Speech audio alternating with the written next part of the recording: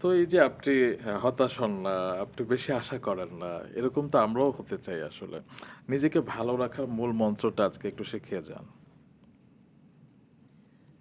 নিজেকে ভালো রাখার মূল মন্ত্র হচ্ছে নিজেকে জানা, নিজেকে সময় দেওয়া। ওকে। শুধুমাত্র নিজেকে সময় দেওয়া। আমি আমাকে প্রচুর সময় দেই। আমি একা, একা অনেক কথা বলি। আমি আমাকে বুঝি। হতে পারে বললাম তো যে মানুষ তো, মিথ্যা তো বলা যায় না যে আজকে একটা চরিত্র আমি হতে পারতাম। আপনি আমাকে প্রমিস করেছেন আপনি আমাকে নেবেন। আপনি আমাকে নেননি। না নিয়ে আপনি আরেকজনকে নিয়েছেন। আপনি আপনার প্রমিস ব্রেক করেছেন। আমার কি কষ্ট হবে না এটা? অবশ্যই অবশ্যই, আমার হবে। অবশ্যই। হওয়ার পরে আমি তখন নিজেকে এটাই ভাবাই বা বুঝাই যে ইটস ওকে। এক মাঘে শীত যায় না। প্রত্যেকেরই টাইম আসে। তোমার আসবে টাইম। সো এটাই সান্ত্বনা। বাহ! এটা নিয়েই হ্যাপি আছি।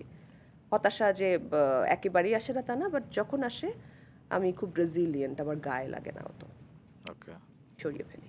তার মানে আপনি নিজেকে নিয়ে অনেক কনফিডেন্ট। ওহো! এইটা আমার মানে আপনি চিন্তাও করতে পারবেন না ভাই। আমি রানী ভিক্টোরিয়া। আমার কনফিডেন্স লেভেল মানে আপনি জাস্ট আপনি ১০টা ১,০০০ মেয়ে এখানে রেখে দেন আর আমি আলাদা অন্য লেভেলের কনফিডেন্স।